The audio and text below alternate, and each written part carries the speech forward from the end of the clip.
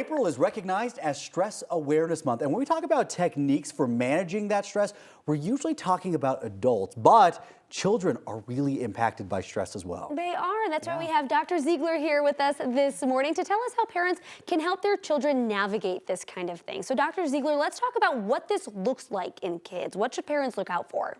Yes, I do want parents to understand that kids experience stress. Sometimes parents will minimize it because we think our stresses are so much bigger, but everything's really relative. So for a kid, they might be stressed about a test. They might be stressed about social stuff that's going on. And so what that might look like for them is stomach aches, headaches, school avoidance, dragging their feet, going somewhere, just being irritable, not sleeping well. A lot of the symptoms that we talk about with depression and anxiety, because as we know, typically starts with stress, and then it can manifest in different ways. So any of those kinds of signs, just start with the level of this is probably stress. Right. So you kind of mentioned a few examples right there. Now, we often think of maybe a big test, finding a date to the prom, those bigger moments in life.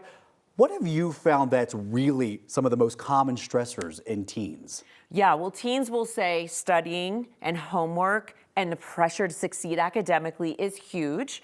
If they're athletes, sometimes that athletic stress on them, like just how to perform well, does my coach like me? And then just the social media type stuff they see, the bombardment with the news, it's really affecting teens. I don't want to minimize that. Just globally, what's happening in the world is affecting them. So their access and exposure on social media is stressful. Even if it seems like they're just scrolling and they're just taking it in, it's this compounded accumulation on them. I think that's a really good point that you bring up right there. I think back to when we were growing up and in high school, we didn't have that kind of social media. We were largely unplugged from the things that our parents were worried about. Now it's showing up on TikTok, on Instagram, on whatever social media you're a part of. Your kids are probably more informed than any young generation of the past. They can't get away from it, Right, really. exactly. Absolutely. And as parents, we don't know what that information exactly is saying. So we don't know, is it real news? Is it fake news? Is it a combination? And then not only do they get the news in whatever form and place they're getting it,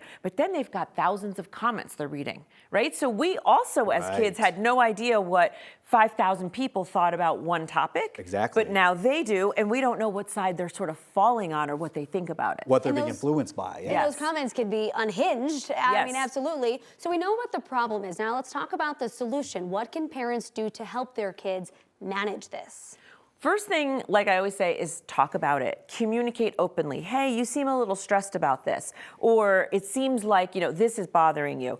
First of all, talk about it. Give it a name. This seems like stress. Then validate it. Yeah, it is really hard when prom's coming up and you don't know who you're going with, or you don't know if you've been invited into this group, or if they're little, or you don't know if you're invited to this birthday party. If you validate it, it makes them feel like it's worthy. And then after that, anything like breathing techniques, taking social media breaks, right? Saying, oh, let's not do this high pressure thing this weekend. Let's just hang at home and let's watch a movie. Providing them with those examples of what we do when stress comes on that's healthy, exercise, the diet, all of those kinds of things can be really impactful. Those healthy escapes. Now, we are out of time, but I want to squeak in one last question because I think it's really important. At what point should a parent be like, you know what, this is beyond my capacity. I should seek out professional help for this? Yes, because there are points where that happens, and what I would say is you've done your interventions, you have validated them. Maybe they've tried a couple of them, they've tried exercising, they've tried hanging out with friends. They still feel and/or their behavior looks the same as it did when you started.